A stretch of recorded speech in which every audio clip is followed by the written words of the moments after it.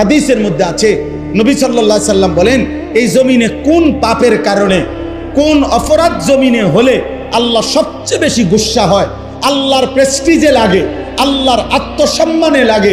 খোদার কসম নবী বলছে, কোন বান্দা জমিনে যখন কোন নারী পুরুষ জিনা করে, বেবিচার করে, তো আল্লাহর প্রেস্টিজে, আত্মসম্মানে, আল্লাহর গায়রতের মধ্যে সবচেয়ে বেশি আঘাত লাগে।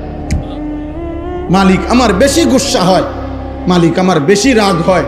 এই জন্য গুসার কারণে নবী বলছেন, আল্লাহই তো বিধান, এই জন্য বলছে, বন্ধু বন্ধু ওই জিনা করলো, ও ব্যভিচার করলো আমার জমিনে, ওরে খাওয়াইলাম আমি, ওরে পড়াইলাম আমি, এত বড় কায়নাত দিয়ে আমি তাকে লালন পালন করছি, ওরে আমি বলছি তার জন্য আমি হালাল বিবাহের ব্যবস্থা রাখছি, ওরে আমি বলছি তার স্ত্রী আমি ব্যবস্থা করেছি, ওর যৌন চাহিদা আমি আল্লাহ দিয়েছি, ওই নারী আমি সৃষ্টি করেছি, এই পুরুষ আমি সৃষ্টি করেছি, শাহওয়াত আমি সৃষ্টি করেছি, লজ্জাস্থানের চাহিদা আমি সৃষ্টি করেছি, এত কিছু আমার দেওয়া, ও আমার জমিনে আমার দেওয়া জিনিস পেয়ে নাফরমানি করলো।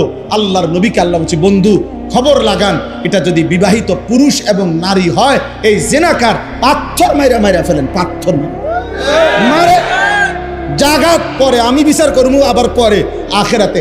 এখন ওয়ালিয়াশহাদ আযাবাহুমা তাইফাতুম মিনাল মুমিনিন, সমস্ত এরকম মজমায় ইমানদার মানুষের সামনে খোলা ময়দানে ওপেন প্রকাশ্যে পাথর মাইরা ওগুলার মাইরা ফেলে।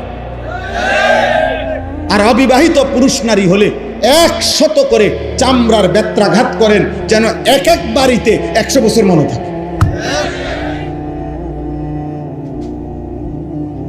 কেন এত? ইসলামী শরীয়তে এর চাইতে কঠোর কোনো শাস্তি নেই, তাফসীরে আছে, চাইতে কঠিন কোনো শাস্তি নেই। ইসলামী হুকুমত, ইসলামী খেলাফতের এটা জিম্মাদার।